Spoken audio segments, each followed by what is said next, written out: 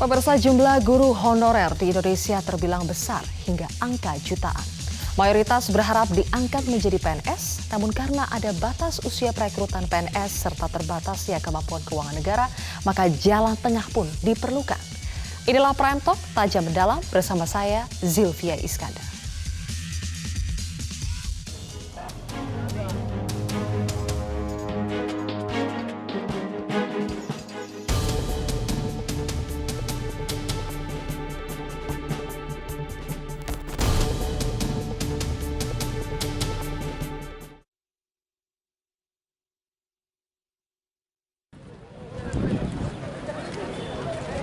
Jumlah pegawai honorer di Indonesia tergolong besar. Ada lebih dari 1 juta tenaga honorer kategori 2 atau K2 dan lebih dari 1.000 yang masuk kategori 1 atau K1. Tenaga honorer K1 adalah pegawai yang honornya dibiayai APBN atau APBD. Sedangkan K2 adalah tenaga honorer yang honornya tidak dibiayai APBN maupun APBD. Mayoritas tenaga honorer itu berasal dari profesi guru. Sudah sejak lama para tenaga honorer berjuang untuk diangkat menjadi aparat sipil negara ASN atau lebih populer dengan sebutan PNS. Bahkan mereka berkali-kali melakukan aksi di ibu kota untuk menyuarakan tuntutan. Angin segar pun datang dari Presiden Joko Widodo. Ketika berpidato pada acara hari ulang tahun ke-73 Persatuan Guru Republik Indonesia PGRI, Presiden menyatakan sudah menekan peraturan pemerintah nomor 49 tahun 2018 tentang manajemen pegawai pemerintah dengan perjanjian kerja atau PPPK. Telah kita terbitkan peraturan pemerintah nomor 49 tahun 2018 tentang manajemen pegawai pemerintahan dengan perjanjian kerja yang membuka peluang pengangkatan guru bagi yang telah melampaui usia maksimal yang ditetapkan oleh undang-undang untuk menjadi PNS dengan hak yang setara dengan PNS kita. Aturan ini membuka peluang seleksi dan pengangkatan bagi tenaga honorer yang telah melampaui batas usia pelamar pegawai negeri sipil. Diharapkan ini menjadi jalan tengah sekaligus jalan keluar bagi aspirasi para tenaga honorer. Tim Liputan Metro TV. Bersama apa saja aturan dalam PP nomor 49 tahun 2018 tentang manajemen pegawai pemerintah dengan perjanjian kerja atau P3K, dan apakah ini menjadi solusi terbaik masalah pegawai honorer? Sudah bersama saya di studio adalah Nur Baiti, pengurus Forum Honorer K2 Indonesia atau FHK2I, dan bergabung dari studio Metro TV BEI atau saat ini masih melalui sambungan telepon juru bicara Kepresidenan Johan Budi SP. Selamat malam Ibu Nur Baiti dan juga Pak Johan Budi. Ya, selamat malam. Baik, Pak Johan Budi, saya ke Anda terlebih dahulu. Sebetulnya PP nomor 49 tahun 2018 tentang manajemen ASN ini seperti apa, Pak? Isi selengkapnya atau poin pentingnya? Ya, jadi gini, kemarin kita mendengar tentang seleksi atau rekrutmen berkaitan dengan ASN, ya, di mana proses itu sekarang sedang berlangsung. Beberapa persyaratan yang kemudian diikuti oleh tenaga honorer, ya, atau tenaga kontrak di beberapa, baik itu di pemerintah daerah maupun di kementerian dan lembaga, itu tidak memenuhi syarat untuk bisa ikut di dalam seleksi untuk bisa diangkat di ASN. Apakah itu karena dari sisi umur ataukah beberapa persyaratan yang tidak bisa dipenuhi oleh mereka yang mendaftar, sementara mereka sudah cukup lama, ya, menjadi tenaga kontrak di kementerian atau lembaga. Karena itu ada jalan tengah yang kemudian seperti yang tadi disampaikan oleh Bapak Presiden dengan menerbitkan PP.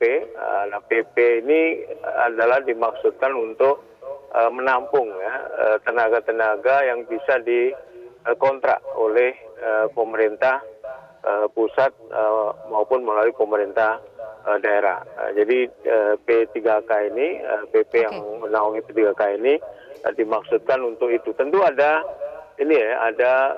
seleksi juga yang agak berbeda dengan ketika dia masuk di ASN. Ini untuk mengakomodir adanya itu tadi tenaga-tenaga yang sudah lama ya Ya. mengabdi atau menjadi tenaga kontrak honorer di pemerintah, sementara dia kalau ikut seleksi penerimaan di dalam ASN itu tidak bisa diterima. Itu disebutkan syarat-syaratnya. Pak John Saya Budi? tentu belum ya.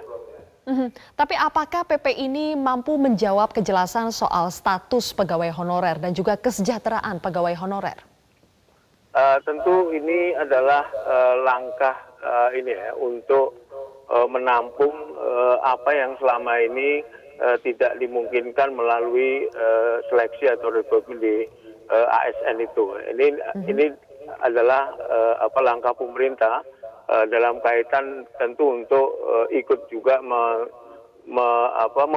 memperhatikan ya tenaga-tenaga kontrak honorer yang sudah bertahun-tahun sudah bekerja, tetapi dia tidak bisa menjadi ASN. Tentu apa yang diterima nanti oleh saya mohon maaf tidak tahu berapa besaran ini ya, tapi yang pasti PP ini dalam rangka untuk memperhatikan teman-teman yang selama ini menjadi tenaga honorer untuk bisa diakui ya oleh pemerintah sebagai tenaga kontrak itu. Saya nanti akan kembali ke Anda, Pak John Budi. Sekarang ke Bu Nurbaiti. Bu Nurbaiti, kalau disebutkan PP nomor 49 tahun 2018 tentang manajemen P3K ini adalah jalan tengah untuk pegawai honorer yang selama ini tidak lolos CPNS karena ada batas usia 35 tahun. Apakah menurut Anda ini betul jalan tengah?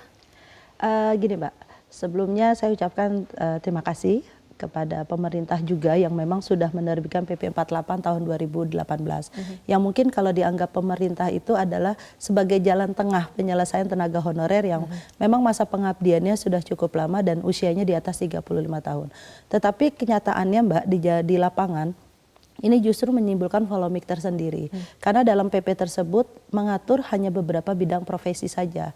Kalau berbicara honorer, tentunya ini bukan hanya profesi guru saja atau kesehatan. Banyak profesi-profesi lain yang memang honorer ini, khususnya yang K1 dan K2 ini, memiliki masa kerja yang memang sudah di bawah 2005.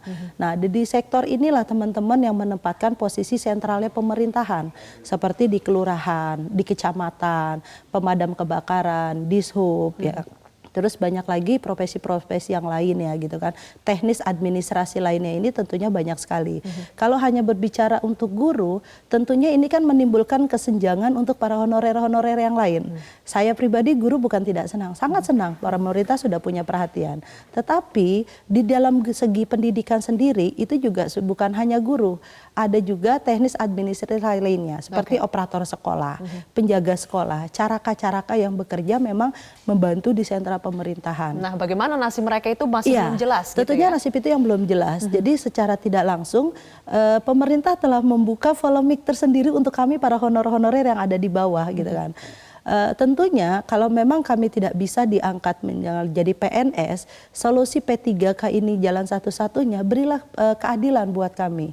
Tentunya jangan kami dibentrokan dengan teman-teman kami sendiri. Jadi gitu keadilan kan. seperti apa Bu yang diharapkan? Ya, keadilan gini Mbak, di PP 49 tahun 2018 yang telah diterbitkan oleh pemerintah, ini kan bukan hanya usia di atas 35 tahun ke atas, tetapi pemerintah juga membuka yang usianya di 19 tahun. Jadi tidak ada kekhususan murni untuk yang memang honorer yang sudah lama mengabdi, yang usianya batasnya 35 tahun ke atas. Jadi kita masih harus bersaing lagi nih gitu kan. Jadi kalau memang lulus, kita bisa direkrut menjadi CPP3K. Tetapi kalau tidak, dikembalikan ke daerah dengan gaji yang setara dengan UMP. Anda menilai seharusnya ada kekhususan untuk mereka yang Harusnya. sudah lama mengabdi dibandingkan dengan mereka yang baru. Betul, itu memang harus pemerintah mencarikan solusi. Kalau memang ini benar, berikanlah kekhususan pada teman-teman kami yang honorer K2 atau K1 yang sudah lama mengabdi, tentunya jangan dibatasi dengan anak-anak yang baru masuk. Dan kedua Mbak, tentunya pemerintah juga jangan membatasi kami dengan profesi yang tertentu profesi saja. dan kekhususan tadi yang diminta ya. Saya akan minta tanggapan dari Pak Johan Budi, tapi kita harus jeda terlebih dahulu pemirsa. Prime Talk akan kembali sesaat lagi.